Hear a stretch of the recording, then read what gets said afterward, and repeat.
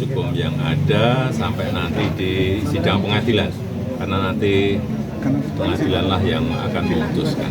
Kita ikuti.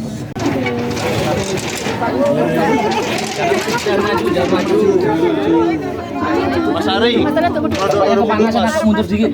ada mundur. Mundur lagi Bapak, kepanasan. Ya, Bapak.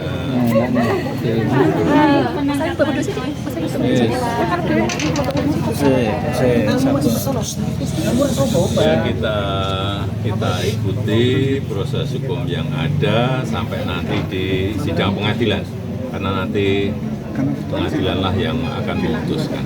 Kita ikuti. Nanti Pak Jokowi rencana akan hadir langsung di persidangan. Iya, hadir. Kan hadir. Jadi Pak Jokowi memastikan akan membawa spesifikasinya ya ke persidangan. Iya, sesuai yang saudara sampaikan. Masih di Polda ya Pak itu ya, jasa? Iya, masih di Polda. Pak, kalau terkait Ahmad Ali kemarin mengatakan bahwa Pak Jokowi sudah akan segera mengenakan jaket PSI dan akan segera diperkenalkan sebagai Dewan Pembina. Seperti apa Pak?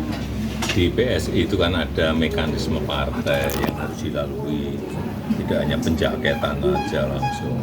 Yang paling penting undangan yang saya terima dari masyarakat, dari PSI nanti akan saya hadiri semuanya. Artinya untuk menghadiri undangan PSI itu sebagai apa Pak? Apa? Pak Jokowi sudah sebagai pembina, apakah sebagai Dewan Pembina? Ya, sebagai apa? Sebagai motivator. Siap. Nanti kalau untuk langkah strategis untuk kemenangan PSI seperti apa Pak? Ya, seperti yang sudah saya sampaikan di Kongres di Rakernas, saya akan bekerja mati-matian untuk PSI. Siap. Coba.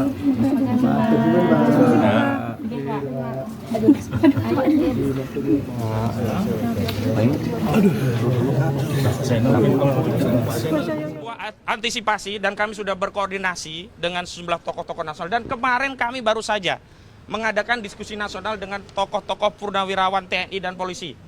Ada Pak Jenderal Purnawirawan Tiasno Sudarto, ada Pak Komjen Pol Ugroseno, ada tokoh-tokoh seperti Pak Said Didu, ada banyak tokoh yang berkumpul di Bandung termasuk Pak Roy. Dan semalam itu Pak Roy saya dijemput baru istirahat nyampe di rumah dari pukul 3 dari Bandung. Jadi praktis baru 4, 5, 6, baru beberapa jam istirahat.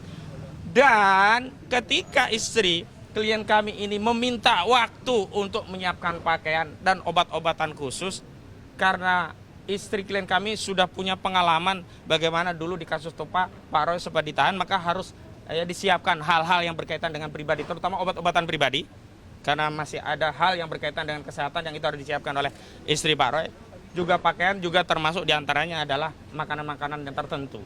Tapi ini semua dikesampingkan, tidak ada humanisme, tidak ada yang namanya polisi itu melihat bahwa orang yang sedang dalam status tersangka itu adalah manusia juga yang patut dihormati sisi kemanusiaannya. Dan tadi saya mau sepil lagi karena kita antisipasi, kami menyiapkan dokumen ini, permohonan penangguhan penahanan, baik yang kami ajukan kepada Polda atau nantinya jika Polda berdalih bahwa kewenangannya sudah pindah kepada Kejaksaan Tinggi DKI Jakarta.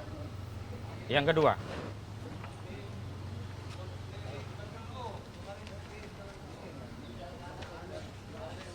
kami telah menyiapkan jaminan penangguhan penahanan yang kami sudah edarkan kepada sejumlah tokoh, di antara yang sudah mengisi dan ada di atas materi adalah Pak Din Samsudin, tinggal kami ambil. Tetapi nanti sejumlah tokoh dan aktivis yang datang di sini semuanya sudah kami berikan informasi untuk bisa membersamai perjuangan ini dengan cara membubuhkan tanda tangan dan mengisi identitas untuk memberikan penangguhan, jaminan terhadap proses penangguhan. Tapi lagi-lagi ini hanya kami tempuh manakala nanti keputusan dari penyidik pada 1 kali 24 jam akan mengambil tindakan penahanan.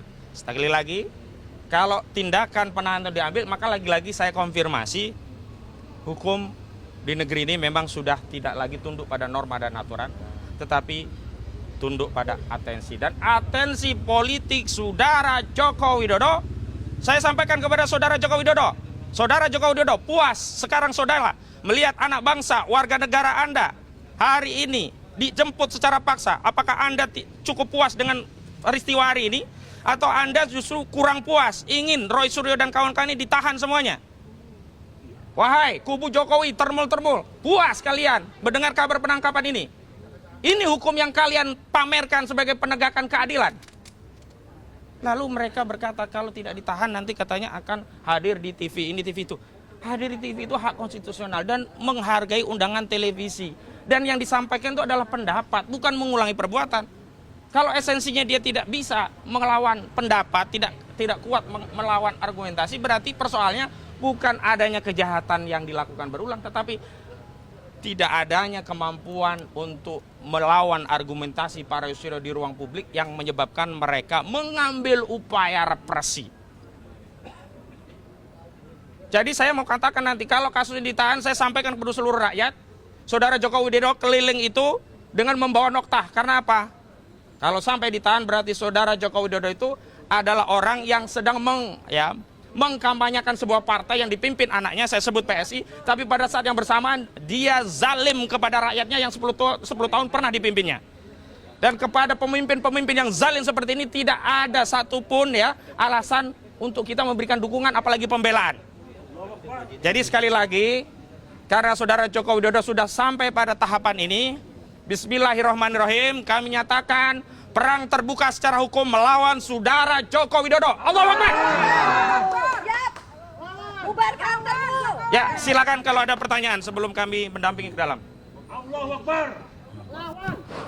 Cukup, terima kasih rekan-rekan media. Ya, silakan.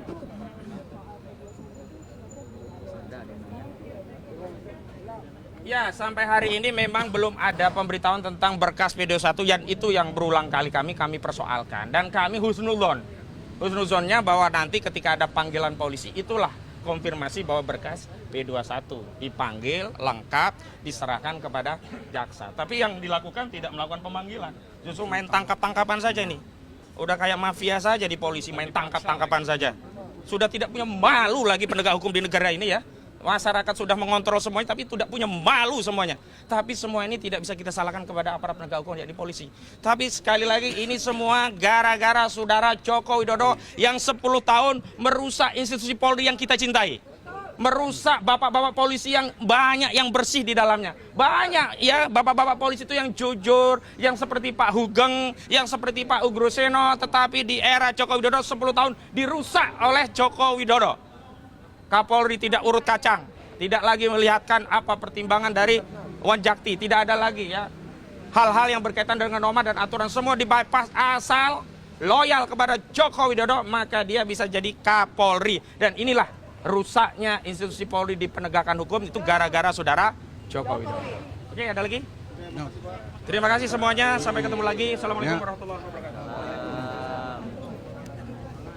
Bubarkan teman.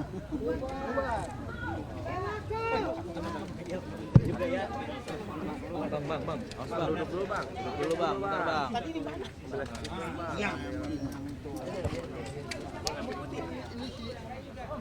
Duduk dulu bang. Gak sempet baca? Dengerin aja, klik icon text to speech di okezone.com.